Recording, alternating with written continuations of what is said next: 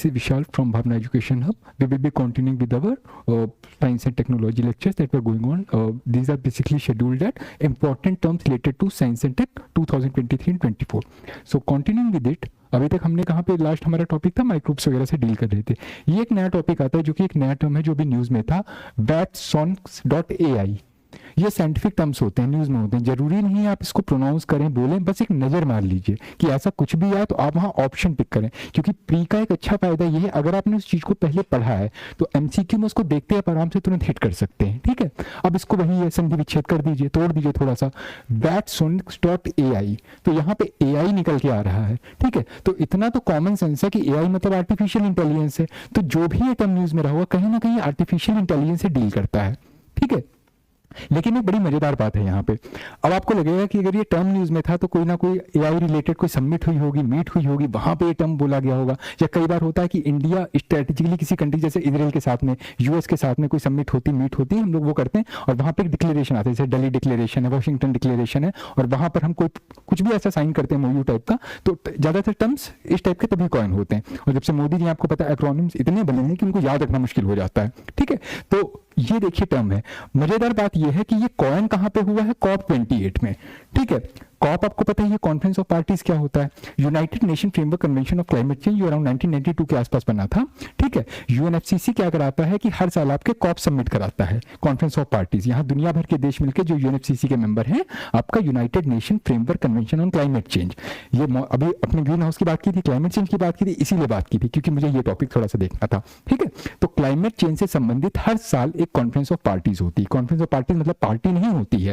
ठीक है, पार्टीज मतलब होता है स्टेट मेंबर्स की सबमिट. ठीक है, पार्टी मतलब you are a party to something. ठीक है, तो ये सारी कंट्रीज किसी एक डेजिग्नेटेड जगह पे पहले से डिसाइड कर लेते हैं कि इस साल यहां मिलना है तो अगले साल यहां मिलना है, वो साल मिलते हैं और क्लाइमेट चेंज रिलेटेड टॉपिक्स या मुद्दों पे बातें करते हैं कि क्लाइमेट चेंज को हम कैसे रोक सकते हैं, क्या कर सकते हैं. जब आप इन्वायरमेंट इकोलॉजी पढ़ेंगे तो वहां बहुत डिटेल में सारे कॉप सबमिट पढ़ेंगे, जो रेलेवेंट वंस है उनको भी पढ़ेंगे. जैसे एक मुझे याद आता है क्योटो प्रोटोकॉल, 1997 में जब जापान का जो क्योटो शहर है उसमें जब ये सबमिट हुई थी क्योटो नाम के शहर में, तो वहां पे जो प्रोटोकॉल बना उसको क्योटो प्रोटोकॉल बोलते हैं. तो वहां पे पहली बार जो भी मैंने आपको जीएचजी बताई थी, ग्रीन हाउस गैस, उसके रिडक्शन को लेके साइन हुआ था कि हाँ भैया हम ग्रीन हाउस गैसेस को कम करेंगे. ठीक है, उसी तरह से हर कॉप में कुछ नया नया निकल के आता है.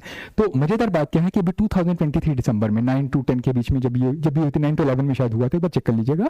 तो COP28 जो सबमिट हुई थी इस बार की कहाँ हुई थी, 2023 की, याद रखिएगा, यूएई में हुई थी, यूनाइटेड अरब अमीरात दुबई. ठीक है, ये थोड़ा आपका प्री के लिए थोड़ा सा इंपॉर्टेंट है और स्टेट पीसीएस में तो डायरेक्ट क्वेश्चन आता है. पता ही, बस इतना पता रखो यूएई में थी, पिछले साल कहाँ हुई थी वो पता रखना, और अगले साल कहाँ पे होगी. 3 क्वेश्चन बन सकते हैं. मोस्ट प्रोबेबली इस साल कहाँ हुई थी वो ज्यादा रेलेवेंट है. ठीक है, तो दुबई में यूएई में जो COP19 सबमिट हुई थी, यहाँ पे नासा और IBM ने दोनों ने साथ मिलकर अनाउंस किया कि that an artificial intelligence tool called watsonx.ai will be available on the open source AI platform hugging space. ठीक है, it is an artificial intelligence shoot that is jointly built by IBM and NASA. अब आप समझिएगा मैं बार बार highlight इसको क्यों कर रहा हूं. एग्जाम में क्वेश्चन आ सकता है, पहली बात ये टर्म न्यूज में था तो किससे रिलेटेड है, तो ऑप्शन देखते टिक मार देना, आर्टिफिशियल इंटेलिजेंस से रिलेटेड है. ये टर्म कहां पे कॉइन हुआ था, ये पहली बार कहां से न्यूज में आया था, तो याद रखिएगा COP28 सबमिट जो दिसंबर 2023 में है. ये आपका करंट अफेयर का भी क्वेश्चन है, साइंस एंड टेक का भी क्वेश्चन है. कई बार गेस करना मुश्किल पड़ता है कि सेक्शन से आया है. ठीक है, स्पेशली ये प्रॉब्लम आती है आपका एनवायरमेंट इकोलॉजी और साइंस एंड टेक में. करंट अफेयर और साइंस एंड टेक में होता सब करंट अफेयर बेस्ड है. ठीक है, जो करंट में न्यूज में, इसीलिए सेक्शन हमने कवर किया current affair terms that were in use in current recently. ठीक है, तो COP28 सबमिट में नासा और IBM, अब आपको पता है नासा क्या है, IBM क्या है. IBM आपका कंप्यूटर से डील करने वाला है, इंटरनेशनल बिजनेस मशीन करके. नासा क्या है, आपकी यूएस की स्पेस एजेंसी है. तो इन दोनों ने मिलकर क्या है, एक आर्टिफिशियल इंटेलिजेंस टूल की बात की गई है जो कि एक ओपन सोर्स AI प्लेटफॉर्म पे अवेलेबल होगा. एक क्वेश्चन ये बन गया. ठीक है, यहां पर एक कीवर्ड आपको दिख रहा होगा, ओपन सोर्स AI प्लेटफॉर्म. देखिए, 2 चीजें याद रखिएगा. ठीक है, एक होता है ओपन सोर्स और एक होता है क्लोज्ड. ओपन सोर्स और क्लोज्ड सोर्स. ठीक है, ओपन सोर्स और क्लोज्ड सोर्स किस चीज से डील करते हैं, ये बेसिकली सॉफ्टवेयर और आईटी से डील करते हैं. होता क्या है, जब भी कोई सॉफ्टवेयर डेवलपर या कोई प्रोग्रामर किसी सॉफ्टवेयर को डेवलप करता है तो वो 2 तरह से उसको डेवलप कर सकता है, या तो वो ओपन सोर्स रखेगा या क्लोज्ड सोर्स रखेगा. क्लोज्ड मतलब होता है बंद, जैसे इकोनॉमी आप पढ़ते हो ना, closed economy and open economy. तो क्लोज्ड इकोनॉमी क्या करती है, एक ऐसा देश जिसका दूसरे देशों के साथ जो व्यापार है वो बहुत या तो लिमिटेड है या ना के बराबर है। मतलब इंडिया सडनली ये डिसाइड कर ले कि ना हम किसी कंट्री से कुछ इंपोर्ट करेंगे और ना ही कुछ उसको एक्सपोर्ट करेंगे, तो हमको क्या बोला जाएगा, क्लोज्ड इकोनॉमी। दुनिया में कोई भी कंट्री क्लोज्ड इकोनॉमी को मॉडल को परस्यू नहीं कर सकती है। रीजन क्या है, आप सेल्फ सफिशिएंट ठीक है, प्रमोट करना ठीक है, लेकिन इतने सेल्फ सफिशिएंट नहीं हो सकते हैं कि आप गन्ना भी हुआ है, स्ट्रॉबेरी भी हुआ है, कॉफी भी हुआ है, तो टी भी हुआ है, ठीक है। कहीं ना कहीं तो ऐसा होगा ना कि कुछ चीजें आपके यहाँ प्रचुर मात्रा में होंगी, अबंडेंट होंगी, कहीं ना कहीं कम होंगी, तो हमको बैलेंस ऑफ ट्रेड रखना पड़ता है, ठीक है। जो हमारे यहाँ एक्सेस हो गया हमने दूसरी कंट्री को एक्सपोर्ट कर दिया, जो उनके यहाँ एक्सेस हो गया हमारे यहाँ कम हमने वहां से इंपोर्ट कर लिया, तो ये एक ओपन इकोनॉमी होता है। सेम वे कंप्यूटर साइंस में भी ये वर्ड यूज होते हैं, क्लोज्ड सोर्स और ओपन सोर्स। तो जब कोई प्रोग्रामर या कोई कंप्यूटर साइंस एक्सपर्ट कोई भी ऐसा होता है जो प्रोग्राम को डेवलप कर रहा है, किसी सॉफ्टवेयर को डेवलप कर रहा है, तो ये उस प्रोग्राम को या तो ओपन सोर्स रखता है, क्लोज सोर्स। क्लोज सोर्स मतलब बंद।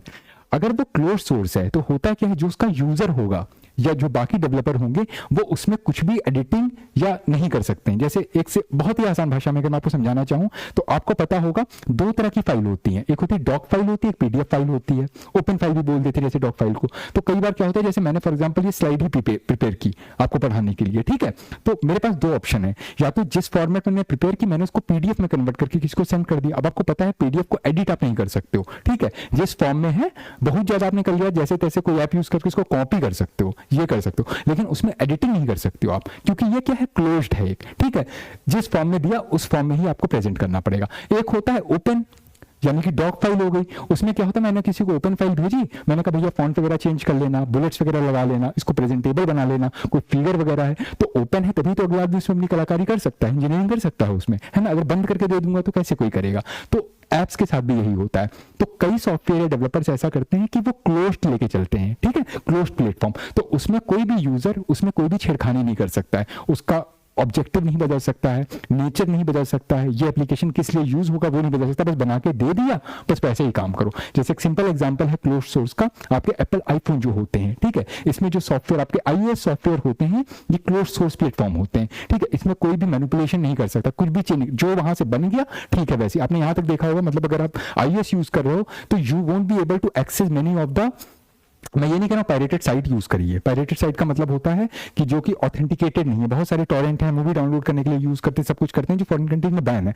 बट अपने यहाँ तो उसी से काम होता है, ठीक है। तो अगर आप आईओएस के सॉफ्टवेयर यूज कर रहे हैं तो आप उन साइट्स तक को एक्सेस नहीं कर सकते, क्योंकि उन्होंने बहुत सारे बैरियर्स लगा रखे हैं।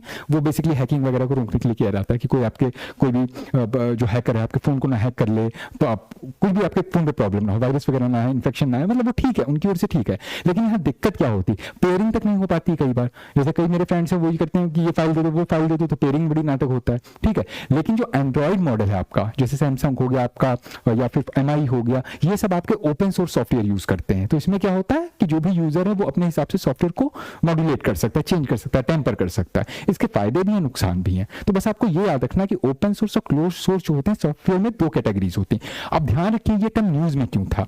आपने एक गिटहब का नाम सुना होगा, आज से 1-2 साल पहले बहुत न्यूज में आया था। जब भी ऐसी कोई चटपटी खबर न्यूज में आती है तो हम लोगों का मतलब देखिए दो तरह के लोग होते हैं, एक होते हैं जो प्रिपरेशन मॉडल लेके चलते हैं और एक लोग होते हैं जो मस्खरापन करते हैं, मजे लेते हैं। उनको कुछ लेना देना नहीं प्रिपरेशन से, पढ़ाई लिखाई से मतलब नहीं है, बस क्या कोई चटपटी न्यूज है तो फॉलो करनी है। तो आप में और लेमन में बस बेसिक डिफरेंस क्या है, आपको उसमें ये देखना मेरे काम का क्या है, ठीक है। चटपटी है, सेंसलाइज है, इसका मतलब ये नहीं एग्जाम में नहीं पूछी जाएगी, वो सेंसेशन की फॉर्म में नहीं पूछी जाएगी, लेकिन वहां से कोई रेलेवेंट मटेरियल ऐसा होगा वो पूछ लिया जाएगा। अब चटपटी खबर क्यों थी, क्योंकि चटपटी मतलब ये होती है जो सेंसेशनल न्यूज होती है, ठीक है।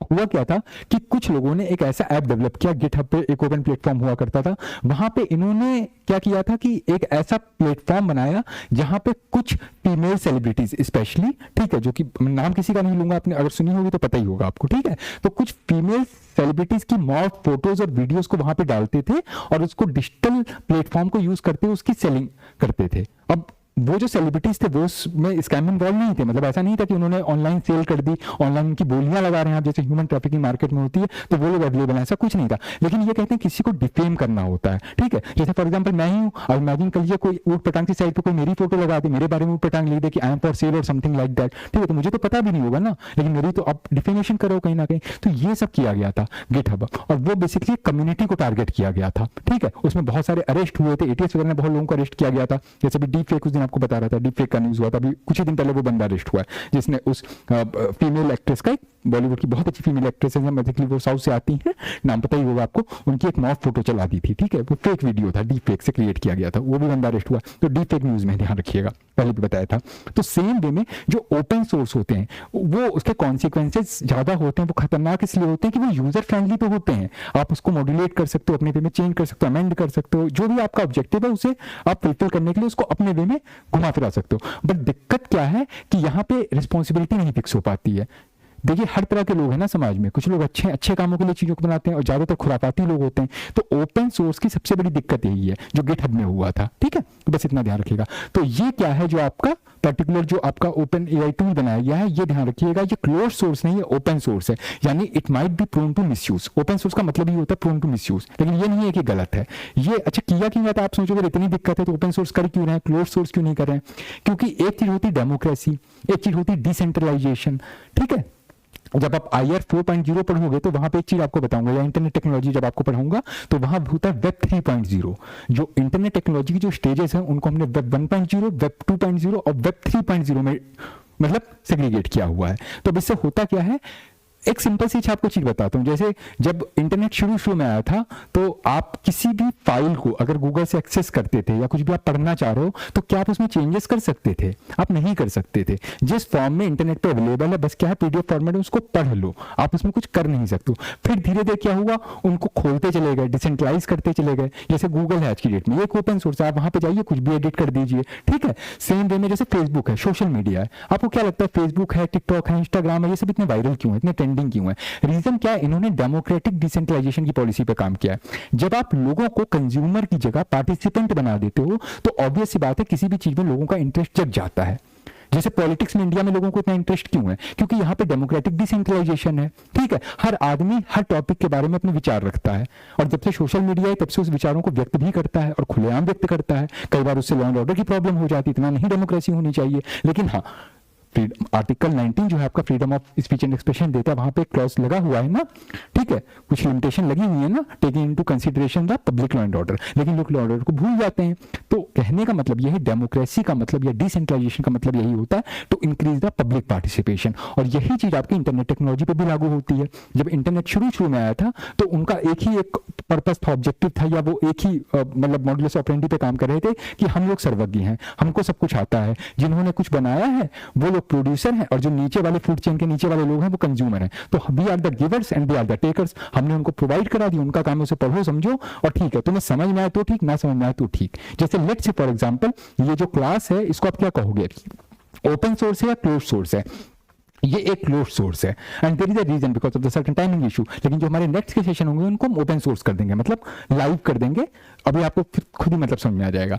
तो रिकॉर्डेड वीडियो या जैसे अभी रिकॉर्ड हो रही है और मेरी क्लास खत्म होते ही अपलोड कर दी जाएगी, ये एक क्लोज सोर्स है। बट इसमें प्रॉब्लम क्या है? प्रॉब्लम ये है कि मेरा आपसे इंटरेक्शन लेवल कम है। मैं अपनी ओर से तो आपको इन्फॉर्मेशन प्रोवाइड कर रहा हूं, लेकिन कई बार एक टॉपिक को पढ़ते हुए आपके अपने दिमाग में क्यूरी आती है कि काश ऑनलाइन ऑफलाइन होती, मैं सामने बैठी होती तो अभी मेरे को डाउट हुआ, मैं तुरंत पूछ लेती, ठीक है, ये पूछ लेता, ठीक है। लेकिन रिकॉर्डेड में परेशानी क्या होती है, अगर लाइव कोई चीज नहीं चल रही है तो आप अपने प्रॉब्लम या चीजों को अपने मन में रखते हो, फिर दूसरे सोर्सेस रिफर करते हो, ठीक है। तो यहाँ आपका पार्टिसिपेशन लेवल थोड़ा सा कम हो जाता है। लोगों को लगता है ठीक है, लेकिन उसके एडवांटेज भी, मेरा डिस्ट्रैक्शन कम होता है।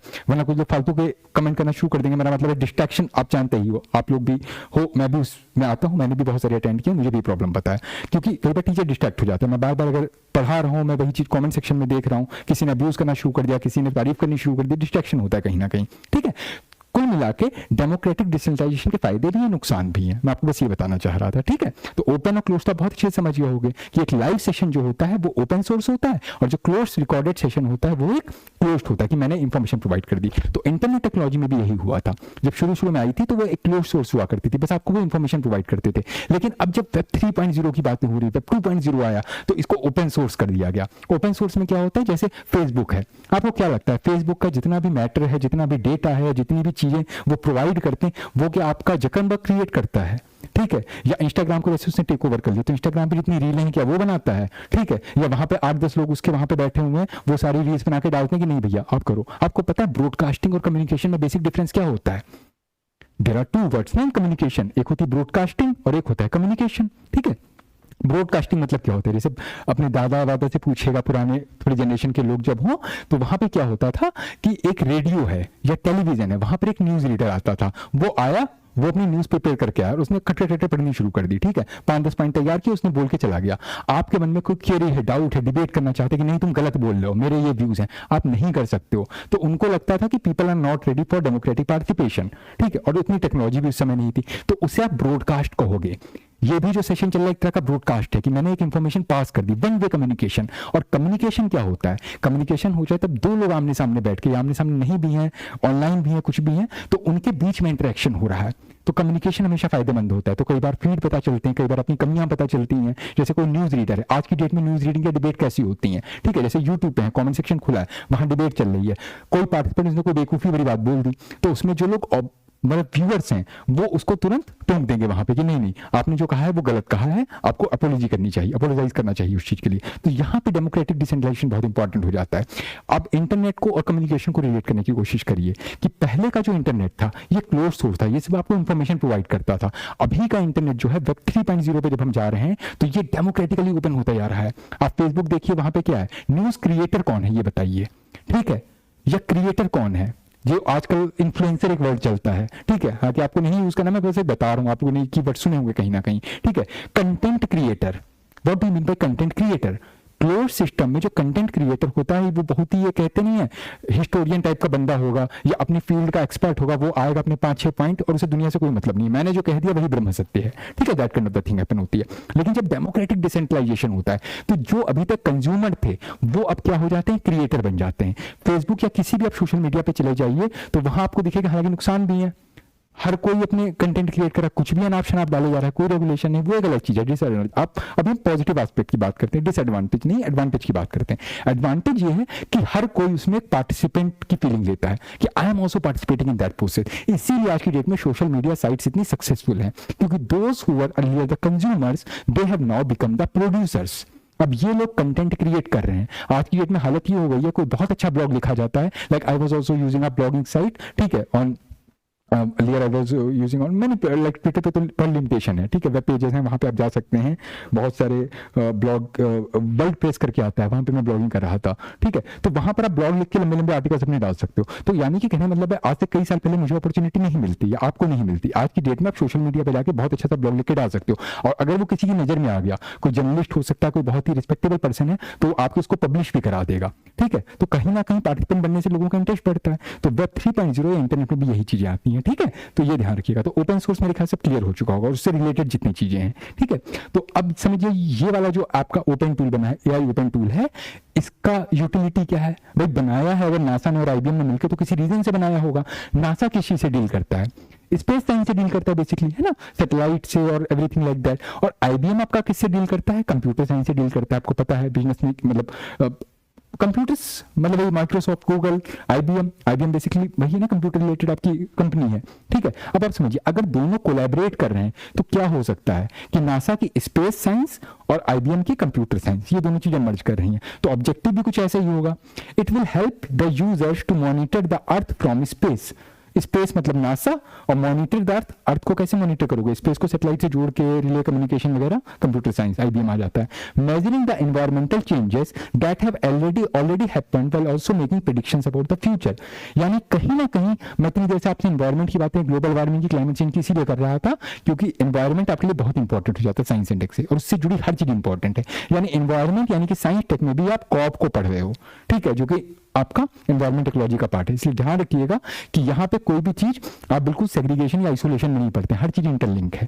यानी कि आईबीएम और नासा ने मिलकर जो आपका आर्टिफिशियल इंटेलिजेंस का टूल बनाया है जिसका नाम Watsonox.ai है, ये किस चीज को प्रेडिक्ट करता है? It will make observations on earth changing climate, और उसकी फ्यूचर प्रेडिक्टेबिलिटी की बात करता है, ठीक है। यानी कि मान लीजिए नासा अपनी सैटेलाइट्स को यूज करके ये मॉनिटर कर रहा है कि वेदर के चेंजिंग पैटर्न्स क्या हैं, ठीक है। कहीं पे साइक्लोन आज तक नहीं बना है, वहां भी अब साइक्लोन बन रहा है, या फिर सी लेवल में वहां पे राइज हो रही है, कहीं पे ओजोन होल अचानक से बढ़ने लगा है, और कहीं पर कुछ और हो रहा है। जैसे रिसेंटली आप देखिए अचानक से जो कोल्ड वेदर है उसका ड्यूरेशन आपको बढ़ा सा लग रहा होगा, ठीक है। पहले ज्यादातर 14 जनवरी आते आते विंटर की इंटेंसिटी थोड़ी कम हो जाती थी, अचानक से विंटर्स की इंटेंसिटी बढ़ने लगती है। गर्मी आती तो इतनी ज्यादा आती है कि पिछले साल कनाडा में आप देखने को मिला था, क्या मिला था, और बड़ी हैरानी वाली बात है कि दिल्ली में जहां पे इतनी एक्सट्रीम सर्दी इस बार पड़ रही है, वहीं आपके पड़ोस में जो ऊपर जम्मू कश्मीर है, वहां इस बार स्नोफॉल नहीं हुई है।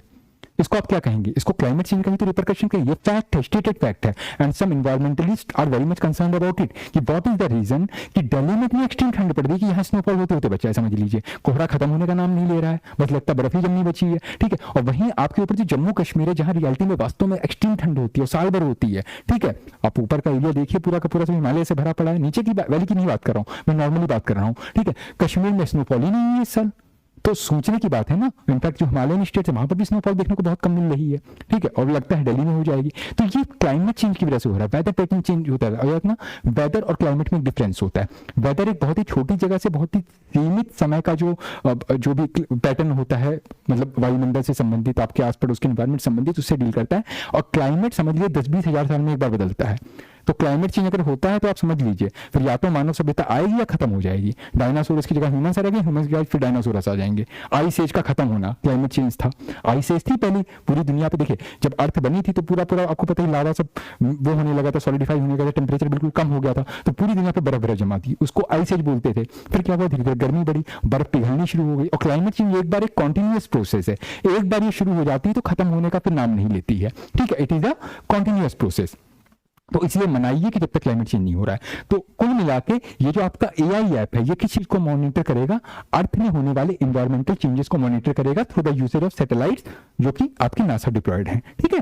The model is also design to be extremely simple to use. A user will merely need to select the location and the date, and the model will highlight the changes in the flood water, reforestation efforts and the other relevant factors। यानी आपको एक समझ आ गई होगी ये जो इन्होंने AI tool बनाया है, इसको ओपन सोर्स क्यों किया है? ताकि हम आप जैसे कॉमन लोग, जिनको बहुत ज्यादा नासा की समझ नहीं है, ठीक है, क्योंकि हम लोग पढ़ते हैं, पढ़ने के तौर पर हम लोग साइंटिस्ट तो है नहीं, और एज अ ब्यूरोक्रेट भी आप जाओगे तो उतने ही साइंस टेक पढ़ के जाओगे जिसमें आपको साइंस टेक रिलेटेड पॉलिसीज बनाने में आसानी पड़े। या अगर कल को आप किसी को एड्रेस कर रहे हो, किसी मिनिस्टर को कुछ समझा रहे हो और वो कह दे कि भैया AI रिलेटेड फलानी चीज हमको अपने जिले में करनी है, तो बताइए क्यों करनी है, तो आप उसको समझा सको। आप चले गए ब्यूरोक्रेसी में, जीवन में AI का आपने नाम ही नहीं सुना, आपको पता है आर्टिफिशियल इंटेलिजेंस होता क्या है, और वहां पे कोई कॉर्पोरेट आ गया या कोई मतलब बंदा है आपके यहाँ पे, कोई अपना ऑफिस बनाना चाहता है और आपको DM क्वार्टर्स में आके मिल रहा है, वो समझाने की कोशिश कर रहा है, आप वही बातें करोगे। जैसे एक वीडियो वायरल हुई थी, एक बहुत सीनियर ब्यूरोक्रेट है, मैं उनका नाम नहीं लूंगा, लेकिन आपने वीडियो जरूर देखी होगी, वो क्लाउड कंप्यूटिंग पे बात कर रहे थे और वो बहुत सीनियर ब्यूरोक्रेट हैं। तो उन्होंने कुछ ऐसी बातें कही, अरे क्लाउड कंप्यूटिंग क्या है, बादलों से कंप्यूटिंग होगी और मान लीजिए बारिश होगी तो बादल तो बह जाएंगे सब, तो बेवकूफी की बात है ना। तो इस टाइप के ब्यूरोक्रेट, आई मीन इस टाइप के ब्यूरोक्रेट सिविल सर्विसेज में ना जाएं, उसको रोकने के लिए साइंस एंड टेक जैसा पेपर डाला जाता है कि आपको basic understanding science and tech की हो, ठीक है।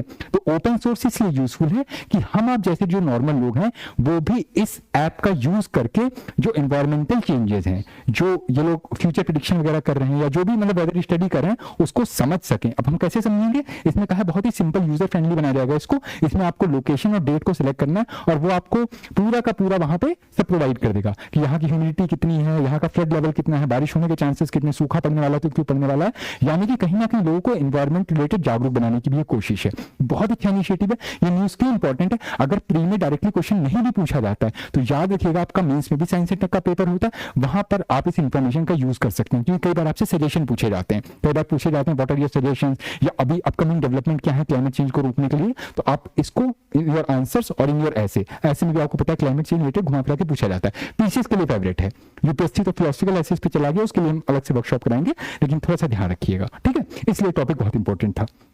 Now moving forward, Brahma 2D।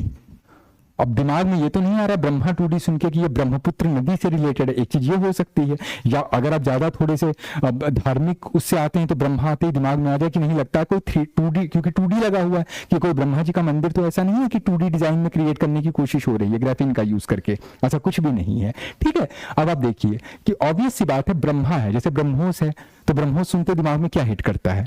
Brahmaputra और मॉस्कोवा, दो नदियां जिन देशों में पड़ती हैं उन्होंने आपस में कोलैबोरेट करके एक आपकी मिसाइल डेवलप की है। अब कमेंट सेक्शन में बताइए वो क्रूज मिसाइल है, बैलिस्टिक मिसाइल है? ये भी क्वेश्चन कई बार पूछा गया, what is the difference between the cruise missile and the ballistic missile. हालांकि डिफेंस टेक्नोलॉजी में हम लोग इसको डिस्कस करेंगे। Anyway we are coming to Brahma 2D। कि ब्रह्मा 2D क्या, एग्जाम में क्वेश्चन पूछ लेगा तो आपके दिमाग में हो सकता है पहले ये हिट करे कि अरे ब्रह्मा 2D लिखा है, कहीं ये ब्रह्मोस का कोई नया वेरिएंट तो नहीं आ गया? जो ब्रह्मोस मिसाइल है इसके भी कई वेरिएंट निकाले जाते हैं कि कभी आपने सबमरीन से लॉन्च कर दिया, कभी आप उसको फाइटर जेट से उसको लॉन्च कर रहे हैं कि सरफेस टू सरफेस मिसाइल बना रहे हैं। ऐसा कुछ नहीं है, ये ब्रह्मपुत्र से रिलेटेड है, ठीक है। तो researchers at the the Indian institute of technology Guwahati recently develop an indigenous river model Brahma 2D। तो ब्रह्मा 2D क्या है, इसकी फुल फॉर्म है braided river aid hydromorphological analyser. इतना दिमाग पे लोड मत लीजिए, क्या लिखा है उससे कोई मतलब नहीं, बस एक नजर मार लीजिए। ब्रेडेड रिवर एड, ब्रेडेड रिवर क्या होता है, ब्रेड क्या होती है, चोटी से रिलेटेड ना, तो ब्रेडेड रिवर क्या होती है, जो आपस में गुथी हुई नदियां होती हैं ब्रेडेड फॉर्म में, ठीक है, डिस्ट्रीब्यूटरीज के लिए वर्ड यूज करते हैं। Braided river aid hydromorphological analyser, it is a mathematical model gauge the flow of large braided rivers like the Brahmaputra. ठीक है, ब्रह्मपुत्र जैसी जो बड़ी बड़ी नदियां होती हैं जिनकी जो विड्थ होती है यानी कि चौड़ाई है बहुत ज्यादा है, इतनी ज्यादा चौड़ी है कि अगर आप कोस्ट पे खड़े होकर देखिए तो लगेगा समुद्र बह रहा है। ठीक है, तो उनकी वो एक मैथमेटिकल मॉडल है उनके फ्लो को मेजर करने के लिए, गेज करने के लिए। इट इज अ कॉजिट 3D river flow model which helps to understand how fast the river moves at different depths inside the river. ये एक ऐसा प्रिडिक्टरी मॉडल उन्होंने बनाया है जिसकी थ्रू ये समझने में आसानी हो सके आपको कि जो उस नदी का पानी है वो अलग अलग डेप्थ पे किस हिसाब से मूव कर रहा है। ठीक है, शैलो वाटर हो सकता है या डीप वाटर हो सकता है। शैलो मतलब होता है हल्का सा ऊपर की ओर, कोस्ट के पास का पानी, और कहीं कहते भाई नदियों का रिवर बेड है, कहीं पे गड्ढा होगा, कहीं ऊंचाई हुई, कहीं कोई ट्रेंच है तो कहीं रिज है, कुछ भी हो सकता है अंदर, है ना, जैसे ओशन में होता है ट्रेंच और रिज। रिवर्स के केस में बस आपको बताने के लिए कि हाँ अंदर भी इस टाइप के स्ट्रक्चर्स हो सकते हैं मिलते जुलते। तो ऑब्वियस सी बात है जो रिवर फ्लो होता है वो कैसे डिटरमाइन हो रहा है, कितनी गहराई पे किस जगह पे पानी तेज बह रहा है, कहीं कम ज्यादा हो रहा है, उसका प्रेडिक्शन करने के लिए है। ठीक है, and it aims to prevent the river bank erosion. It can help the engineers in the design of sustainable hydrological structure like the spur, riverine and other river bank production methods in order to check the river bank erosion.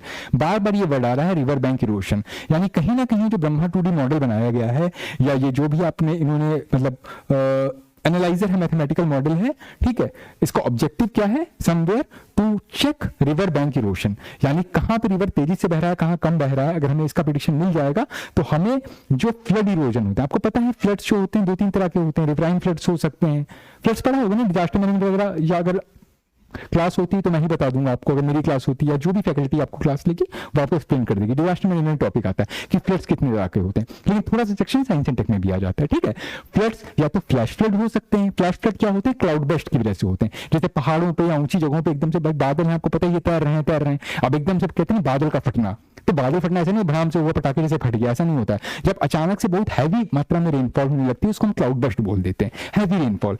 जैसे एक होता नहीं है, simple सा practical example है कि polythene में पानी भर लीजिए, उसमें थोड़ी देर छेद कर लीजिए, शावर टाइप का बना लीजिए, ठीक है, तो वो हो नॉर्मल रेनफॉल, और अचानक से वही पॉलीथीन फट जाए तो एकदम से पानी गिर पड़ेगा, तो वो आपकी कौन सी हो गई, हैवी रेनफॉल, या मतलब जो मैंने फ्लैश फ्लड कहा आपका। तो आप बादल फटना, बादल नहीं फट जाता, बस क्या होता है हैवी अमाउंट ऑफ रेनफॉल हो जाती है। तो जब बहुत भारी मात्रा में रेनफॉल एकदम से हाईली इंटेंस हो गई, एक साथ एकदम से गिरेगी, तो उसकी वजह से क्या होगी, फ्लडिंग की प्रोबेबिलिटी बढ़ जाती है, और फ्लडिंग से ज्यादा प्रोबेबिलिटी किस चीज की बढ़ जाती है, लैंडस्लाइड्स की। आपको पता ही है पहाड़ों पे माउंटेन सॉइल लूज होता जा रहा है, और क्यों लूज होता जा रहा है, हमारी अपनी गलतियों की वजह से। हमने खूब वहां पे माइनिंग की है, अभी आपको पता ही होगा असम में क्या नाटक हुआ था, पता ही है ना, तो माइनिंग वगैरह। अभी कल परसों न्यूज आई है कि माली में गोल्ड माइन में 40 लोग करीब मर गए हैं, दबके 40 लोग मरे हैं शायद। ठीक है, गोल्ड माइन को देख कर, तो माली पोरेस्ट कंट्री है अफ्रीका का, देख लीजिए उसकी लोकेशन देख लीजिएगा, ये ज्योग्राफिकली इंपॉर्टेंट है कि माली नॉर्थ में पड़ता है, साउथ में पड़ता है, साउथ ईस्ट में है, वेस्ट में कहाँ पे पड़ता है, उसकी कैपिटल क्या है, कौन सी रिवर बहती है, क्योंकि माली में 40 लोगों की डेथ हुई है रिसेंटली गोल्ड माइन में फंस के, और वो दुनिया का one of the largest gold importer में, टॉप में नहीं है लेकिन हाँ गोल्ड बहुत होता है, लेकिन गरीब बहुत हैं, हंगर इंडेक्स बहुत अच्छा है वहां का। ठीक है, परेशानी तो सोना आपका पेट नहीं भरता है, ठीक है, गोल्ड आपका स्टमक नहीं भरता है, दूसरे लोग उसका यूज कर लेते हैं कई बार। तो माली के बारे में थोड़ी इंफॉर्मेशन देख लीजिएगा।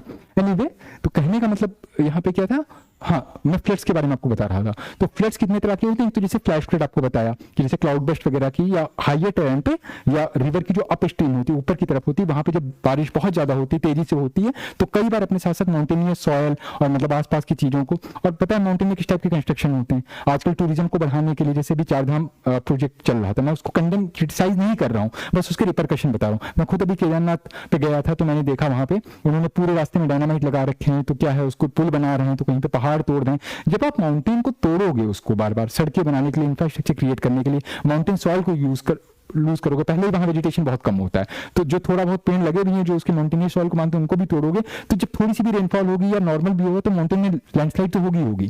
तो जब फ्लडिंग होती है उसके साथ में बहता है, तो इसीलिए जो फ्लैश फ्लड होते हैं या जो आपका क्लाउड बेस्ट ओरिएंटेड जो इस टाइप की रेनफॉल होती है फ्लैश फ्लड वाली, ये सबसे खतरनाक होती है। अपस्ट्रीम में क्रिएट होती है, नीचे तक दिक्कत लाती है। और उत्तराखंड में ये हर साल का नाटक बना हुआ है, ठीक है। अभी तो जोशीमठ में बहुत कुछ हुआ था, डिजास्टर मैनेजमेंट पढ़ेंगे तो वहां देखेंगे, वहां तो जमीनें फट गई थी, घरों में दरारें पड़ गई थी। किस वजह से हुआ था? क्योंकि बगल में हमारी नहीं चल रही है, पहाड़ों को खोद खोद के सुरंगें बना रहे हैं, टलाएं बना रहे हैं। Making infrastructure is good for the strategic advantage of India, क्योंकि ये वो जगह है जहां से चाइना हमारी प्रॉक्सिमिटी में है, ठीक है। चाहे वो आपका जम्मू कश्मीर का लद्दाख रीजन हो, चाहे आपका हिमाचल प्रदेश हो, चाहे उत्तराखंड हो, हम उन्हें बनाएंगे तो वो बनाएंगे। लेकिन यहाँ पर ये शर्त मत लगाइए कि दुनिया को तबाह पहले कौन करेगा, आप करेंगे कि हम करेंगे, ये शर्त मत लगाइए, क्योंकि infrastructure comes at a severe environmental cost, ठीक है। और पहाड़ों पर देखने को मिलता है। एनीवे, तो ये आपका एक तो फ्लैश फ्लड का कॉन्सेप्ट हो गया। एक रिवराइन फ्लड होता है।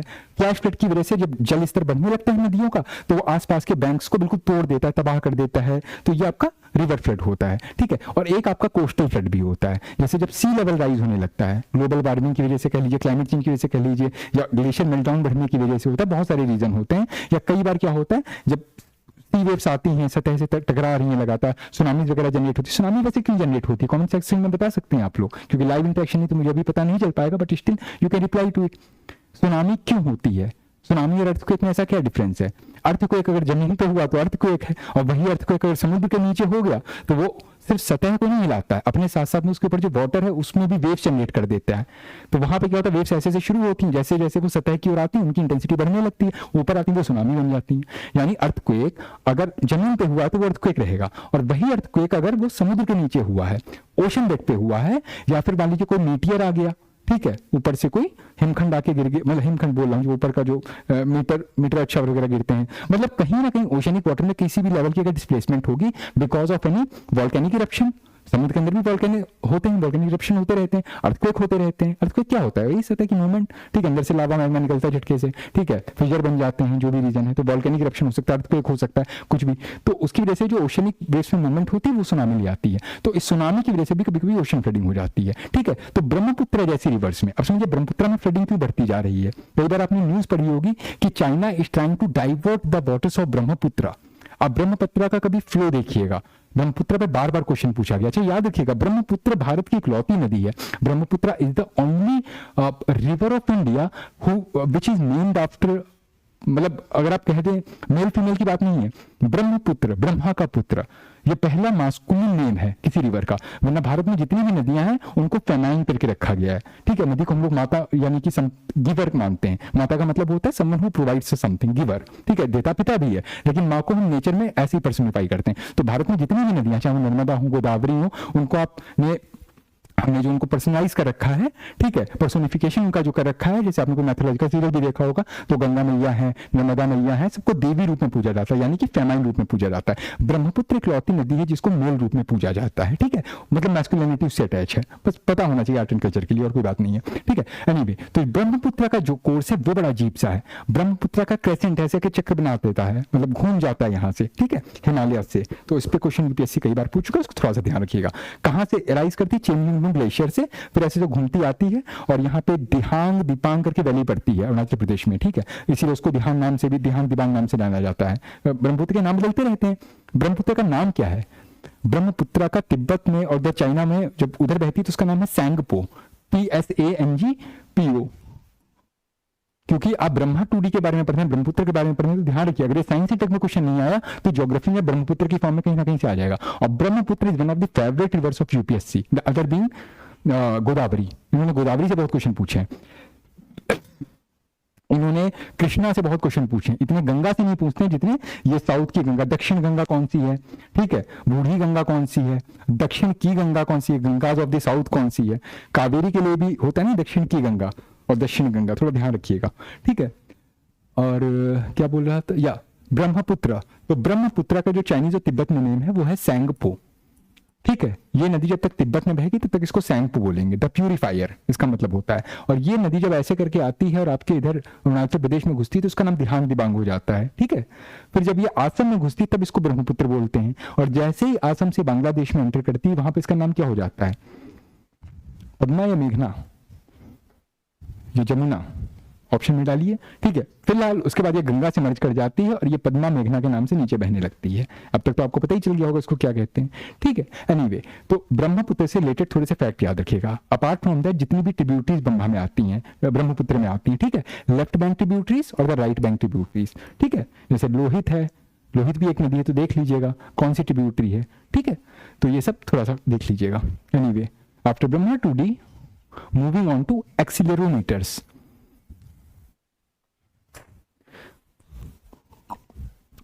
This particular question was asked in 2023, तो जरूरी नहीं है ये क्वेश्चन पूछा जाए क्योंकि ऑलरेडी लोग 2023 में पूछ चुके हैं, लेकिन ये इसलिए मैंने इंक्लूड कर लिया था कि आपको इसके बारे में पता होना चाहिए। घुमा फिरा के हो सकता है पूछ लें, एप्लीकेशन इसका पूछें, कई बार होता है 1-2 साल पुराना क्वेश्चन किसी न किसी फॉर्म में रिपीट हो जाता है, ठीक है। और दूसरी बात है, इस टाइप का अगर कोई वर्ड मिले तो उसके बारे में ध्यान रखिए कि हाँ भैया, मोशन रिलेटेड चीजों से भी ऐसा नहीं है कि जनरल फिजिक्स का क्वेश्चन है कि आप कह दिए न्यूटन के जो 3 लॉ हैं बहुत बेसिक हैं, पीसीएस में पूछे जाते हैं, यूपीएससी नहीं पूछता है, पूछे जाते हैं। एक्सीलरेशन पे भी क्वेश्चन आ सकता है, मोशन पे भी आ सकता है, एससी वर्मा पढ़ने की जरूरत नहीं है उसके लिए, लेकिन थोड़ा बहुत बेसिक्स आपको पता होना चाहिए।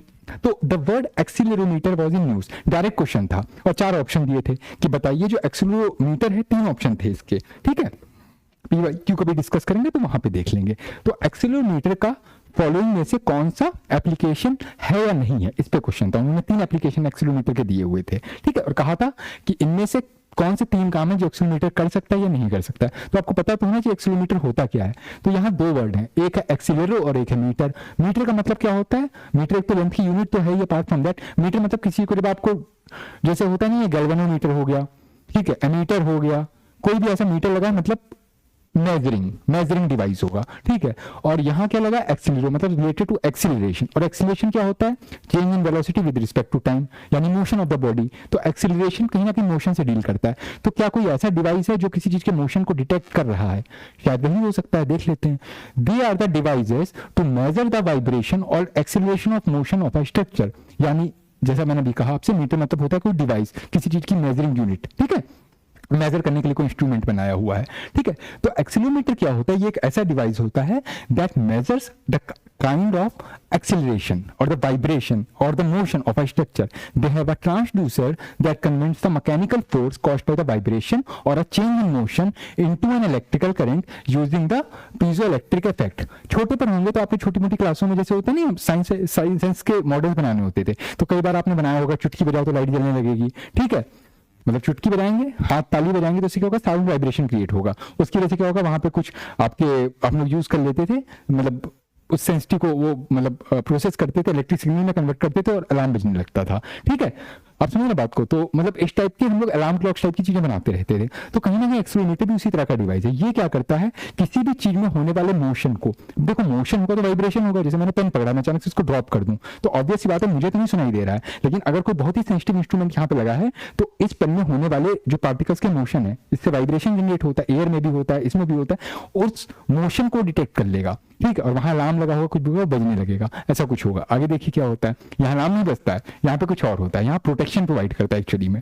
अब देखिए होता क्या है। तो ये खैर जीरो इलेक्ट्रिक इफेक्ट का यूज करते हुए जो मोशन हुआ है उसके वाइब्रेशन को एक इलेक्ट्रिक करंट में चेंज कर देता है। तो any reliable car crash detection system requires an accelerometer that can measure up to the several hundred of the G force acceleration gravitation force attraction in the event of the crash sensor sends a signal to the airbag control. इन्होंने airbag control के बारे में बताना चाहा है कि जो आपकी कार्स में एयरबैग कंट्रोल बने होते हैं वो भी क्या करते हैं? मोशन को डिटेक्ट करते हैं, एक्सीलरोमीटर का यूज करते हैं और उसके बाद में एक इंपल्स भेज देते हैं वहां पे, ठीक है, ताकि आपका जो एयर बैग है वो ग्लो कर सके। अब एयर बैग की बात आई है तो एक कमेंट सेक्शन में ड्रॉप कर दीजिए या अपना जहां पे आप नोट्स बना रहे हैं वहां पे लिख लीजिए कि वो कौन सी गैस है जो एयर बैग में भरी होती है।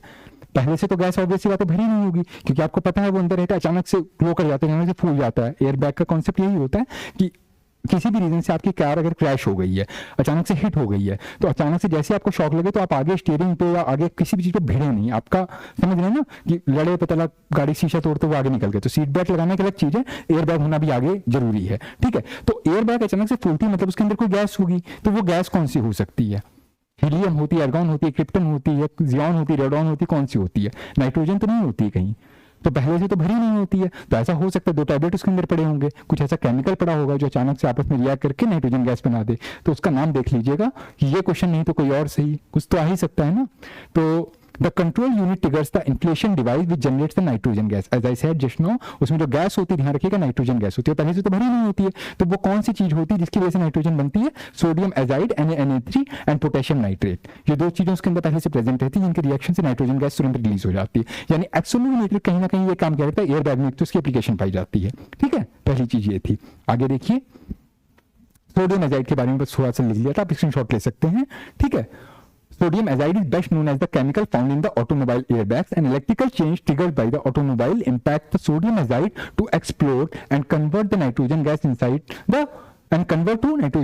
the airbag. It is used as a chemical preservative in the hospitals and the laboratories. ये मैंने एक एडिशनल इसका पॉइंट ऐड कर दिया था कि सोडियम एजाइड अगर आ जाता है कि what is the like application of the sodium azide, तीसरे स्टेप में इस टाइप के क्वेश्चन बहुत आते हैं, तो ध्यान रखिएगा कि सोडियम एजाइड का एक यूसेज तो आपके ऑटोमोबाइल एयरबैग में होता है कि ये अचानक से आपका पोटेशियम नाइट्रेट के साथ में लिखा हुआ है ना, पोटेशियम नाइट्रेट से में रिएक्ट करके नाइट्रोजन रिलीज कर देता है जो कि आपके एयरबैग में भरी होती है, तो आपको वो मैकेनिकल शॉक से बचाती है। और दूसरा इसका क्या यूज है, as a chemical preservative in the hospitals and laboratories. अब केमिकल प्रिजर्वेटिव मतलब अचार तो बनाते नहीं हॉस्पिटल में, ठीक है, कुछ केमिकल्स को प्रिजर्व करने के लिए हो सकता है, ब्लड सैंपल्स को प्रिजर्व करने के लिए यूज करते हैं, फिलहाल वो केमिकल प्रिजर्वेटिव के रूप में यूज होता है हॉस्पिटल्स में और लेबोरेटरीज में, तो ध्यान रखिएगा। ठीक है, नाउ एक्सीलरोमीटर ये सिर्फ क्या एयरबैग में यूज हो सकते हैं? अच्छा, आज की डेट में आपके लिए सबसे बड़ा खतरा क्या है? हाथ में सेलफोन है और चलाते चलाते कहीं पे झटका लगा, धक्का लगा या नजर चूक गई, कुछ भी होगा, आपका फोन गिर गया। फोन गिरता है तो फोन की टूटने की आवाज से पहले आपके दिल से कोई आवाज आती है। ठीक है, अगर आपका फोन आईफोन है, कोई बहुत ही महंगा फोन है, स्क्रीन तो नहीं चली गई, कुछ हो तो नहीं गया। अब इमेजिन कर लीजिए फोन की जगह लैपटॉप गिर रहा है। ठीक है, लैपटॉप जाना और क्रूशियल हो सकता है क्योंकि आपका जो लैपटॉप है वो एप्पल का हो सकता है, और भी कोई महंगा हो सकता है, कुछ भी हो सकता है, और एप्पल में बहुत कुछ हो सकता है, मतलब आपके लैपटॉप में बहुत कुछ हो सकता है, आपकी फोटोग्राफ्स हो सकते हैं, आपकी हार्ड ड्राइव हो सकती है, कुछ भी डैमेज हो सकता है। मैकेनिकल शॉप होता है, स्क्रीन तोड़े तो ठीक है, स्क्रीन तो चेंज हो जाएगी, लेकिन दिक्कत क्या, हार्ड ड्राइव रिलेटेड प्रॉब्लम हुई तो प्रॉब्लम है। तो क्या एक्सीलरोमीटर का यूज लैपटॉप प्रोटेक्शन या इस टाइप की जो इलेक्ट्रॉनिक डिवाइस होती है वहां पे नहीं किया जा सकता है? बिल्कुल किया जा सकता है, यही क्वेश्चन था। मैंने कहा ना, मैंने कुछ एप्लीकेशन दिए थे और कहा था इसमें कौन सी चीज हो सकती है, तो हमेशा जब साइंस आप पढ़ रहे होते हैं तो पॉसिबल चीजें सोच के चलते हैं। ठीक है, नहीं भी अगर हो रहा है तब भी मार दो, हो सकता है ना, प्रोबेबिलिटी तो है। Anyway, accelerometer in the laptops protect the hard drive from the damage if the laptop were to suddenly drop while in the use. क्योंकि आपको आजकल पता है कि लैपटॉप का ऑब्जेक्टिव ही क्या था कि पीसी की तरह आपको एक सेटअप बना के बैठ के ना काम करना पड़े। आप मेट्रो में ट्रेवल कर रहे हैं, अपनी कार में ट्रेवल कर रहे हैं, चलते फिरते, मैंने तो मेट्रो में लोगों को देखा 5-10 मिनट के लिए बैठे में खोल के बैठ जाएंगे लैपटॉप, उनको सेलफोन की तरह यूज करने लगे। तो कहीं ना कहीं it also becomes vulnerable to kind of mechanical shock, वो कभी भी गिर सकता है, कभी भी डैमेज हो सकता है। ठीक है, तो इन चीजों से बचने के लिए एक्सीलरोमीटर वहां भी यूज किया जाता है। The accelerometer would detect the sudden free fall and immediately turn off the hard drive. अब देखो, एक्सीलरोमीटर जो है ऐसा तो है, लैपटॉप गिर रहा है तो एयरबैग बना देगा फूल के, वो तो संभव नहीं है उसके लिए। ठीक है, लेकिन हाँ, वो करेगा क्या, it will detect the sudden free fall and immediately turn off the hard drive to avoid hitting the reading heads into the hard drive platter. एक हार्ड ड्राइव प्लेटर होता है। ठीक है, अब आपको उतनी डिटेल जाने की जरूरत है नहीं, क्योंकि आपको वही बात है कि कंप्यूटर तो बनाने नहीं है। ठीक है, आपको सिर्फ पॉलिसी बनानी है, तो पॉलिसी बनाने से मतलब रखिए, बस एक ऑब्जर्वेशन की नजर रखिए, पता होना चाहिए कि हाँ भैया, अगर मेरा लैपटॉप या मेरा फोन, अभी तो सिर्फ लैपटॉप की इसमें बात की जा रही है, ठीक है, अगर लैपटॉप गिर रहा है, फ्री फॉल हो रही है, तो उसके मोशन को एक्सीलरोमीटर डिटेक्ट कर लेगा और क्या करेगा, जो आपकी हार्ड ड्राइव है उसको इमीडिएटली टर्न ऑफ कर देगा, ताकि क्या होता है, जैसे कहते हैं लैपटॉप पे पानी गिर गया, कुछ हो गया, सबसे पहले क्या, करंट भी ऑफ कर दो। ठीक है, उसको डिटैच कर दो, इतना कम डैमेज होगा, तो डैमेज को मिनिमाइज करने की बातें हैं। And accelerometer detects the acceleration, vibration and the tilt to determine movement and the exact orientation along the 3 axis.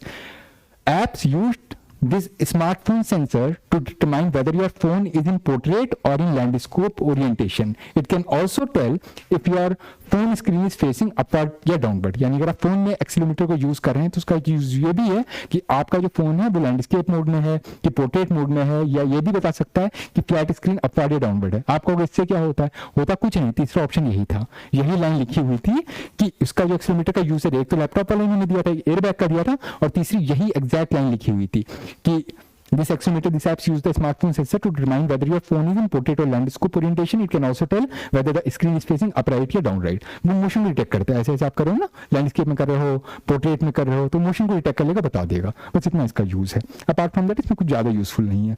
बस पता रखिएगा कि ऐसे कोई भी मीटर वीटर ऐसी चीज आए, ये टॉपिक बताने का यही रीजन था, तो उसको दिमाग में रखिएगा। ठीक है, किससे हाँ ऑब्जेक्टिव क्वेश्चन बन सकता है। अब यहाँ पे देखिए, कैमियन ट्रोजन, ठीक है, कैमियन Trojan, this particular term was in news recently. यहां पर आप एक वर्ड देख रहे होंगे ट्रोजन, और यहाँ पर एक वर्ड देखे होंगे चैम्लियन। तो चैम्लियन क्या होता है बेसिकली?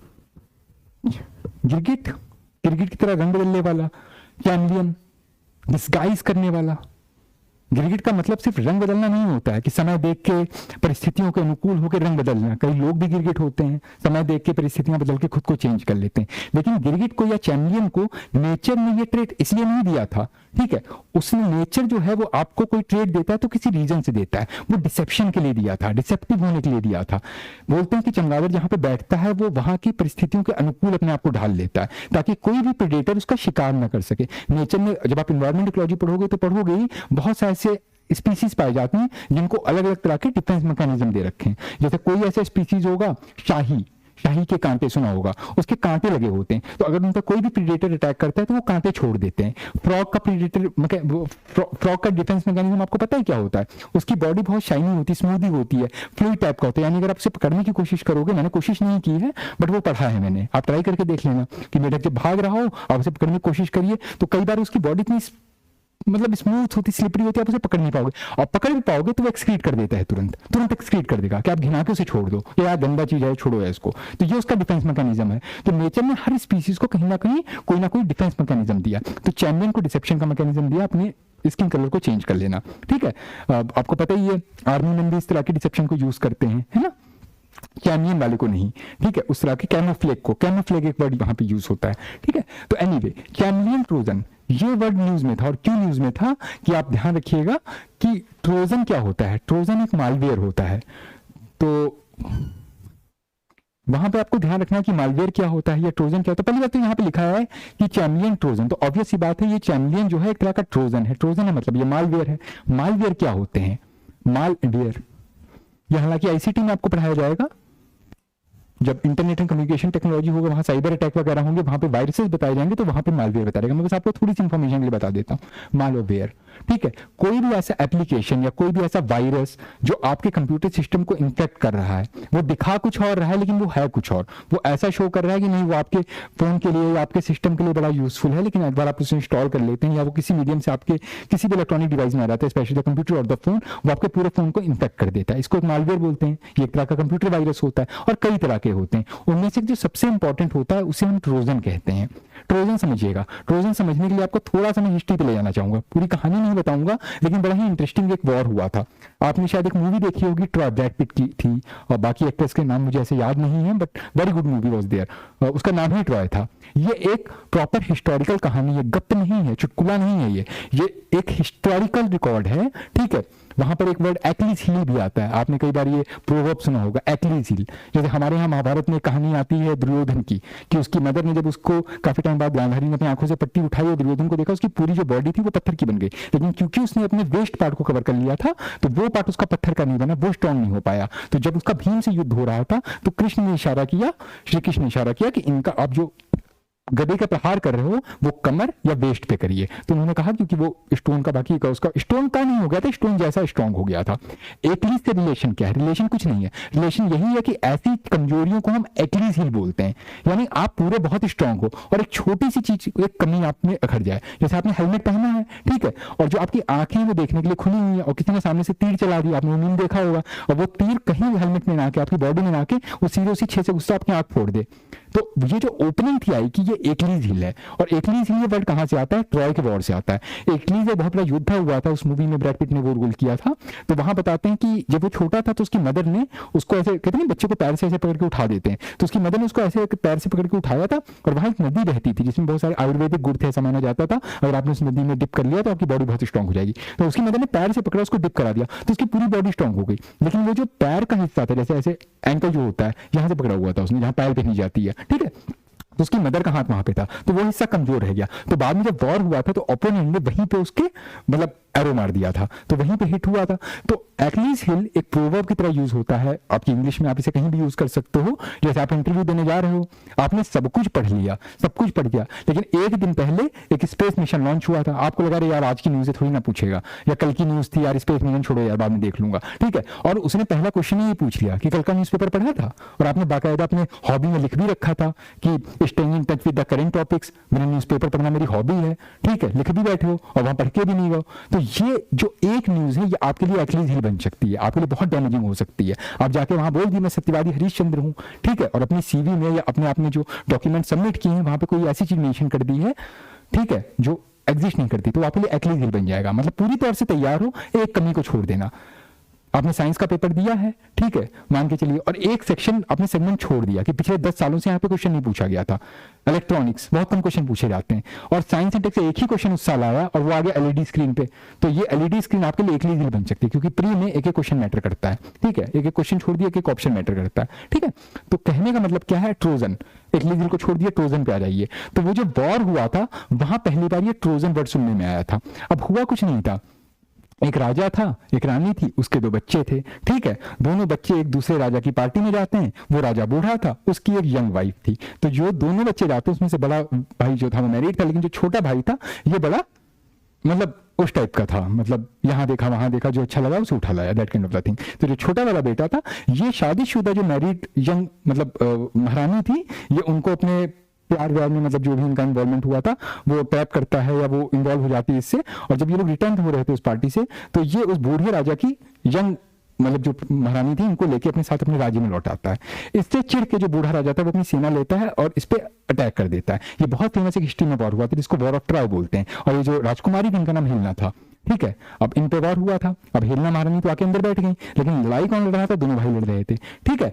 एनीवे ट्रोजन कहां पे आया समझने की कोशिश करें। जो बूढ़ा राजा था जब वो युद्ध लड़ता है तो एकलीज इसी बूढ़े राजा की ओर से लड़ रहा था, जिसकी कहानी मैंने आपको बताई। तो वो एक सजेशन देता है कि इनका फोर्ट इतना स्ट्रांग है, हम इसमें घुस नहीं सकते हैं, तो वो क्या करते हैं, एक लकड़ी का घोड़ा बनाते हैं, ठीक है, और उस घोड़े के अंदर अपने सारे सैनिक भर देते हैं और चुपचाप एकदम अंदर छुपके बैठ जाते हैं। अब सुबह सुबह जब राजा वो उठता है, वो देखता है कि अपोनेंट के तो सारे टेंट उजड़े पड़े हैं, सब लोग गायब हो गए हैं, कहाँ चले गए, तो वो देखता है सब गायब हो गए, सबकी नाव वो दिखाई नहीं दे रही है, लेकिन एक घोड़ा लकड़ी का बना हुआ है। तो उनको ये लगता है कि उसने अपनी डिफीट एक्सेप्ट कर ली है, जो मतलब वही जो बूढ़ा राजा था जिसकी ये लोग बीबी लेके भाग के आए थे, ठीक है। तो वो लोग वापस चले गए, इतने दिनों से हमारे फोर्ट में घुस नहीं पा रहे थे। तो उसका बड़ा बेटा समझदार होता है इस राजा का, वो कहता है कि पापा ऐसे दुश्मनों के गिफ्ट नहीं एक्सेप्ट किए जाते हैं, कुछ भी हो सकता है। लेकिन ये जो बूढ़ा राजा होता है, मतलब इन दोनों बच्चों का बाप जो लड़की भाग लाए थे, वो कहता है नहीं नहीं, ये हमें भगवान की देन है, ये सामने वाला जो गिफ्ट देके गया है इसको अंदर ले आओ। और जब वो उस घोड़े को अंदर लेके आते हैं, लकड़ी के घोड़े को, उसके अंदर सारे सिपाही छुपे हुए थे, तो जैसे ही रात होती है वो सारे सिपाही बाहर निकल आते हैं और पूरे के पूरे उनके साम्राज्य को तबाह कर देते हैं, खत्म कर देते हैं। युद्ध बहुत भयंकर हुआ था। तो ये ट्रोजन फिर वहां से आता है, उस घोड़े का नाम ट्रोजन था। यानी कि आपकी जिंदगी में कोई ऐसा आदमी आ रहा है, डिसेप्शन के थ्रू आ रहा है, जो बाहर से कुछ और है लेकिन अंदर बहुत ही गलत इंटेंशन लेके आ रहा है, तो उसको आप ट्रोजन कह सकते हो। तो कंप्यूटर साइंस में एक ट्रोजन नाम का एक वायरस होता है, याद रखिएगा। जब भी आप उस पर आप सिस्टम अपना चला रहे हो, ऑपरेट कर रहे हो, और अचानक से आपको वो ट्रोजन वायरस आता है, अटैक करता है, तो आपको बाहर से तो बहुत हरा भरा लगेगा, कोई बहुत अच्छी चीज आ गई है, सब कुछ आपने उसको इंस्टॉल कर लिया, लेकिन अपने अंदर वो वही लकड़ी के घोड़े के अंदर जैसे सैनिक भरे हुए थे, उसके अंदर बहुत सारे ढेर सारे वायरस होंगे, वो आएगा आपके पूरे इलेक्ट्रॉनिक सिस्टम को डिसरप्ट कर देगा, माल फंक्शन कर देगा। मतलब वही मालवेयर है, उसका काम ही क्या होता है वायरस का, ठीक है। तो एनीवे ट्रोजन की कहानी समझ गए, तो कभी भी ट्रोजन वायरस के बारे में जानना तो आप, और हिस्ट्री में तो कहानी पढ़ोगे ही एनीवे, ठीक है, जिनको हिस्ट्री में इंटरेस्ट है।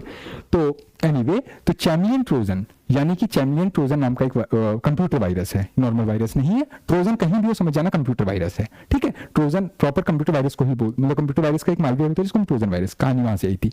तो it is a malware that has the ability to disable biometric authentification models including the fingerprint and the face unlock to sneakily access the sensitive information. अब ये बड़ा मजेदार वायरस है, ये अभी रिसेंटली डिटेक्ट हुआ है, 1 महीने पुरानी न्यूज है, इसलिए आपके लिए बहुत इंपॉर्टेंट है। देखिए कई तरह के वायरस अटैक करते हैं, कई बार आपने सुना होगा रैंसमवेयर एक होता है वायरस। रैंसमवेयर जैसे रैंसम की डिमांड, रैंसम मतलब क्या होता है, फिरौती, वसूली, ठीक है। वो क्या करेगा, आपके सिस्टम को इन्फेक्ट कर देगा, आप अपने सिस्टम को एक्सेस नहीं कर पा रहे हो, ठीक है। आपके कोई भी कीबोर्ड बटन नहीं काम कर रहे हैं, कोई पासवर्ड नहीं काम कर रहा, कुछ नहीं कर रहा है। अब वो आपको एक मैसेज देगा कि अगर आपको अपने सिस्टम पे फिर से कमांड चाहिए तो इतना पैसा मुझे दीजिए, इसे रैंसमवेयर बोलते हैं। एक आपने सुना होगा एक पेगासस नाम का था, ठीक है। पेगासस एक तरह का सॉफ्टवेयर था, ऐप था, कुछ भी कर लीजिए, इजराइल की कंपनी ने बनाया था और it was used for spying purposes, इसीलिए उसका नाम था पेगासस स्पाईवेयर। जैसे ट्रोजन है तो अगर कहीं पे आपको वर्ड मिलता है स्पाईवेयर, देखिए वेयर लगा है तो मतलब ये है वो मालवेयर है, मालवेयर से वर्ड वेयर आता है, ठीक है। स्पाई मतलब स्पाई करने के लिए। तो ये बड़ा खतरनाक था पेगासस, ठीक है। ये आज से 2 साल पहले बहुत न्यूज में रहा था, इसके लिए पार्लियामेंट में डिबेट हुई, क्योंकि ये था कि सुप्रीम कोर्ट के कुछ जजेस थे, उनको भी सर्विलेंस में लिया गया था। कुछ प्रोमिनेंट जर्नलिस्ट थे, कुछ ऐसे पॉलिटिशियन थे, और जो कुछ ऐसे रूलिंग नाम किसी का नहीं ले सकते हैं ऐसे, लेकिन हाँ एलिगेशंस थी कि जो अभी कंट्री की रूलिंग पार्टीज है उसके कुछ बहुत ही प्रोमिनेंट लीडर्स का इन्वॉल्वमेंट है, जिन्होंने अपोनेंट्स को, अपोनेंट पॉलिटिकल पार्टीज को, कुछ एमिनेंट मीडिया पर्सन को, इनफैक्ट जुडिशरी तक को कॉम्प्रोमाइज करने के लिए सॉफ्टवेयर का यूज किया था, उनको स्पाई करने के लिए। अब आप कह दीजिए तो उसमें क्या हो गया, किसी का फोन पे स्पाई के लिए यूज कर रहे हैं, कर सकते हैं, ब्लैकमेलिंग के लिए कर सकते हैं। इमेजिन कर लीजिए चीफ जस्टिस ऑफ इंडिया है, ठीक है, उसने बेंच बना रखी है और आपको पता है सुप्रीम कोर्ट में किस तरह के केसेस जाते हैं, ठीक है, ज्यादातर में एक पार्टी गवर्नमेंट रहती है, ठीक है। अब मान लीजिए सुप्रीम कोर्ट में केस आया है जिसमें कोई एक ऐसा गवर्नमेंट में मिनिस्टर है जो एक बहुत ही इंपॉर्टेंट पोर्टफोलियो को हैंडल कर रहा है, उसके ऊपर किसी तरह का कोई केस चल रहा है, क्रिमिनल केस हो सकता है, या उसने अपनी क्वालिफिकेशन गलत दिखाई है लेकिन फर्जीवाड़ा करके वो मतलब अपना बना हुआ हिसाब किताब करके, ठीक है। अब इमेजिकली उस बंदे पे केस चल रहा है, लेकिन ये जो चीफ जस्टिस ऑफ इंडिया है या सुप्रीम कोर्ट का कोई भी जज है, उसके ऊपर सरकार किसी मीडियम से स्पाई करवा रही, जासूसी करा रही है, और उनको पता चल जाता है किसी भी मीडियम से, ठीक है, कि ये जो, मैं किसी का नाम नहीं ले रहा हूं, पहले बता रहा हूं आपको, लेकिन ऐसी एलिगेशंस उठी हैं, ठीक है। आपने अगर न्यूज़पेपर फॉलो किया होगा, करंट अफेयर फॉलो किया होगा, थोड़ा भी सोशल मीडिया पे एक्टिव रहते होंगे, आपने कहीं ना कहीं सुना होगा वो। और वो जो जज है उसका कोई स्कैंडल चल रहा है, मतलब शादीशुदा है लेकिन वो एडल्ट्री में इन्वॉल्व है, या इमेजिन करिए उसने किसी से उधारी ले रखी है और पैसे नहीं रिटर्न कर रहा है, यानी कि अगर ये चीज पब्लिक डोमेन में जाती है तो उसका डिफेमेशन हो जाएगा, उसकी बहुत बेइज्जती हो जाएगी, ठीक है। और ये जो पॉलिटिशियन है जिसके ऊपर केस चल रहा है, ये इस इंफॉर्मेशन का यूज करके इस जुडिशरी वाले को, जुडिशियल ऑफिसर को ब्लैकमेल करना शुरू कर देता है, तो यहाँ पे जुडिशरी कॉम्प्रोमाइज हो जाती है, supreme court of India compromise हो गई, ठीक है। इसी तरीके से कोई मीडिया पर्सन है, कोई जर्नलिस्ट है जो गवर्नमेंट के किसी बहुत बड़े स्कैम का पर्दाफाश करने वाला है, उसको कोई ऐसी चीज पता चल गई है कि गवर्नमेंट की ये स्कीम या पॉलिसी आई है, इसमें इसने कुछ कॉर्पोरेट्स वगैरह से कुछ पैसे लिए हैं, या उनकी फेवरेबल कुछ पॉलिसी बनाने की कोशिश की गई जहां डायरेक्टली उनको फेवर या फायदा मिल रहा हो, और ये स्टोरी को कब ब्रेक करने वाला है। अचानक से इस जर्नलिस्ट के बारे में की स्टोरी पहले मार्केट में रिलीज हो जाती है, जैसे सुबह उस जर्नलिस्ट को कोई न्यूज ब्रेक करनी है और रात में ब्रेक हो गया कि जो फलाना जर्नलिस्ट है उसका एक सीडी स्कैम रिलीज हो गया, उसका एक पता चला, हमें फिर ये कांड पता चल गया, तो इस जर्नलिज्म की ये जो जर्नलिस्ट है इसकी पब्लिक क्रेडिबिलिटी खत्म हो जाएगी, ये कल को जो बोलने वाला है उसको कोई नहीं एक्सेप्ट करेगा क्योंकि इनका तो खुद ही स्कैंडल चला गया। तो इस टाइप के जो स्पाईवेयर्स होते हैं कई बार ये स्टेट गवर्नमेंट मतलब राज्य सरकार नहीं, स्टेट जो हाईएस्ट अथॉरिटी होती है वो कई बार civilians, eminent opponents, political opponents, judiciary या अदर एग्जीक्यूटिव मेंबर्स या किसी भी ऐसे पर्सन के ऊपर स्पाई करवाने में कर सकती है। इसलिए पेगासस बहुत न्यूज में था, तो पेगासस के बारे में पता रखना, स्पाईवेयर आप समझ ही गए होंगे, इतना सब समझाया है, ठीक है। तो आपका जो ये चैम्पियन ट्रोजन है, ठीक है, ये कहां पे अटैक कर रहा है, ये कोई स्पाईवेयर नहीं है, याद रखिएगा, ठीक है। और इससे पहले जो मैंने रैंसमवेयर बताया था, ये रैंसमवेयर भी नहीं है। रैंसमवेयर क्या होते हैं, इसने हमको बहुत परेशान किया था, इजराइल वगैरह से एक रैंसमवेयर लॉन्च हुआ था और उसने हमको इतना परेशान कर दिया था, हमारे कई जगह पे अटैक हुआ था उस समय, ठीक है। वैसे सबसे ज्यादा साइबर अटैक हमारे यहाँ या तो कोरिया से होते हैं, पाकिस्तान से होते हैं, चाइना से होते हैं, कुछ एक रशिया से भी रिपोर्टेड हुए। इजराइल से हमारा साइबर अटैक ना के बराबर होते हैं क्योंकि इजराइल स्ट्रेटेजिक पार्टनर है, ऐसा उनको इंटरेस्ट नहीं है, लेकिन एनीवे वो लोग बना ऐसे देते हैं कि कोई और यूज कर लेता है कई बार, ठीक है। तो एक रैंसमवेयर का हम पे अटैक पहले भी हो चुका है, मतलब उसने हमारे किसी ऑर्गेनाइजेशन के सारे सिस्टम्स को कॉम्प्रोमाइज कर दिया तो पैसे मांग रहे थे। तो क्या ये रैंसमवेयर है? नहीं, ये रैंसमवेयर नहीं है, ये एक तरह का मालवेयर है, पहली चीज तो याद रखिएगा। और ये टारगेट किस चीज को कर रहा है, बायोमेट्रिक ऑथेंटिफिकेशन मेथड्स को टारगेट कर रहा है। यह चीज बहुत खतरनाक होती है। आप कहिए बायोमेट्रिक ऑथेंटिफिकेशन को टारगेट करने से क्या नुकसान हो जाएगा। आज की डेट में बायोमेट्रिक ऑथेंटिफिकेशन बहुत ही इंपॉर्टेंट होनी चाहिए सकती है। यूपीएससी ने कई बार प्री में बायोमेट्रिक ऑथेंटिकेशन पे क्वेश्चन पूछा है, तो टेक्निकली ये होती क्या थोड़ा सा पता होना चाहिए। मैं डिटेल में यहाँ पे नहीं जाऊंगा उसके बारे में, ठीक है, मैंने प्रिपेयर भी नहीं किया उसको चार्ट में, तो आपको नोट्स भी नहीं दे सकता हूँ, बस पता होना चाहिए क्या होती बायोमेट्रिक। बायोमेट्रिक, बायो मतलब your biology, your body, metric मतलब होता है टू मेजर एनीथिंग, अभी देखा था ना एक्सीलरोमीटर में, ठीक है। ऑथेंटिफिकेशन मतलब किसी चीज को आइडेंटिफाई करना या ऑथेंटिकेट करना कि हाँ यही है या नहीं है। अब कहने का मतलब है आप जब छोटी क्लासों में होंगे तो आपने एक खेल तो हमेशा खेला होगा, आपका कोई दोस्त है जो क्लास में नहीं आया लेकिन अटेंडेंस लग रही है, तो टीचर ने पूरा कि भाई सुशील राम या कुछ भी, सुशील राम रमेश कुछ भी हो सकता है, फलाने प्रेजेंट है एब्सेंट है, आपने नारा लगा दिया कि हाँ भाई यस मैम प्रेजेंट मैम, तो भाई मैम इतनी जल्दी वॉइस रिकॉग्निशन तो नहीं कर पाएंगी, वो बेचारी अटेंडेंस लगा दी। या कई बार क्या होता था कि वो लोग जो अटेंडेंस शीट होती थी उसको बच्चों में पास कर देते कि जो आया उसमें टिक मार दिया, अपना रोल नंबर लिखते, तो उसमें हम ही लोग थे कि अपने 10-10 दोस्तों के नंबर लिख देते जो क्लास में नहीं आए थे। तो ये फेकिंग हो गया ना कहीं गलत बोलना हो गया। अब आप इमेजिन कर लीजिए कि उसी क्लासरूम के बाहर एक ऐसी मशीन लगा दी गई है, जब आप घुसते हो तो वो आइरिस स्कैन करती है। मतलब जब आपने देखा होगा कई बार, आप सब बड़े हो, बाहर निकलते हो तो आपने बायोमेट्रिक कहीं ना कहीं तो किसी, अगर आप जॉब करते हो आपके ऑफिस में लगी होगी, नहीं तो इतना तो सुना ही होगा आपने। आप घुसे क्लासरूम में तो आपका एक आइरिस स्कैनर लगा हुआ, वो आपकी आइरिस को स्कैन करेगा, आइरिस पैटर्न को स्कैन करेगा, या फिर आपको कहेगा अपना थंब स्कैन करवाओ, थंब स्कैनर रखो, अंगूठे को और थंब स्कैन तो बहुत पहले से चलता आया है। आप जब भी फॉर्म भरते हो, कुछ भरते हो तो कहते हैं लेफ्ट हैंड या राइट हैंड का इंप्रेशन लेते हैं। वो थंब का इंप्रेशन इसलिए जाता है, वो बोलते हैं कि सबके थंब इंप्रेशन यूनिक होते हैं, अलग होते हैं, उसको कोई इंपर्सोनेट नहीं कर सकता है, ठीक है। लेकिन कब तक वो अंगूठा और कौन मैच करने आ रहा है भाई, एक बात बताइए, अगर आपने थंब इंप्रेशन दिया ही, उनके पास कौन सा डेटाबेस बना हुआ है, वो तो बस होता है फॉर्मेलिटी के तौर पे, उतनी ज्यादा उसमें वेरिफिकेशन हो नहीं पाती है। लेकिन अगर उस चीज को आप डिजिटलाइज कर दीजिए तो चीजें बहुत आसान हो जाती। इमेजिन कर लीजिए गवर्नमेंट के पास एक नेशनल डेटाबेस है अपने सारे सिटीजन का, लेट्स से आधार, जितने लोगों ने आधार में एनरोल कराया है, आप सबने अपनी बायोमेट्रिक आइडेंटिटी के कुछ हिस्से उनको दिए। जैसे आप आइरिस स्कैन करते हो, ये क्वेश्चन पूछ चुका है कि आधार में किस किस बायोमेट्रिक का यूज किया गया था, आपका आइरिस स्कैन होता है वहां पे, ऐसे करके दोनों हाथ रखवाए गए होंगे, पूरा फिंगर पैटर्न, थंब इंप्रेशन वगैरह उन्होंने ले लिया होगा, दो तो यही हो गए। वॉइस रिकॉग्निशन आधार में नहीं डाली गई थी, लेकिन हाँ वॉइस रिकॉग्निशन भी क्या बायोमेट्रिक ऑथेंटिकेशन में आता है, बिल्कुल आता है। आपकी बायो यानी आपकी बायोलॉजी या आपकी ह्यूमन बॉडी से रिलेटेड कोई भी ऐसा आइडेंटिफिकेशन मार्क जो यूनिक हो, सिर्फ आप में हो, किसी और में ना हो, और आपकी बायोलॉजी के मीडियम से आपकी आइडेंटिटी को वेरीफाई किया जा सके या ऑथेंटिकेट किया जा सके, उसे हम बायोमेट्रिक ऑथेंटिकेशन बोलते हैं, ठीक है। ये रेप्लिकेट नहीं हो सकती है, ठीक है। तो एक चीज ये याद रखिएगा कि कौन कौन से पैरामीटर्स है जिसके बेसिस पे बायोमेट्रिक ऑथेंटिकेशन बनाया जाता है, ठीक है। पहली चीज तो याद रखिएगा। तो इसमें आइरिस स्कैनिंग होती है, फिंगरप्रिंट स्कैन होता है, थंब इंप्रेशन होता है, वॉइस रिकॉग्निशन भी हो सकती है, और भी कोई चीज जो बायोमेट्रिक मार्क को करता है। अब डीएनए टेस्टिंग मत कराने बैठिएगा, हालांकि डीएनए टेस्टिंग भी बायोमेट्रिक तो होगी क्योंकि बॉडी से रिलेटेड है, लेकिन इतना पॉसिबल नहीं होगा, उसमें टाइम लग जाता है, ठीक है। तो इमेजिन कर लीजिए कोई ऐसा वायरस है जो बायोमेट्रिक ऑथेंटिकेशन को अटैक करने लगे। इमेजिन कर लीजिए प्राइम मिनिस्टर ऑफिस के बाहर एक बायोमेट्रिक ऑथेंटिफिकेशन वेरिफिकेशन इंस्ट्रूमेंट लगा है, यानी कि वो सिर्फ पीएम का आइरिस स्कैन करके, पीएम की वॉइस को स्कैन करके, रिकॉग्नाइज करके, या पीएम के फिंगरप्रिंट को स्कैन करके ही पीएम को एंट्री देगा। या दो तीन और ऐसे लोग होंगे, कैबिनेट सेक्रेटरी हो सकता है, ठीक है, आपका पीएमओ के दो चार ऐसे हाई पोर्टफोलियो मिनिस्टर्स या मतलब ऑफिसर्स हो सकते हैं, उनको कर सकता है।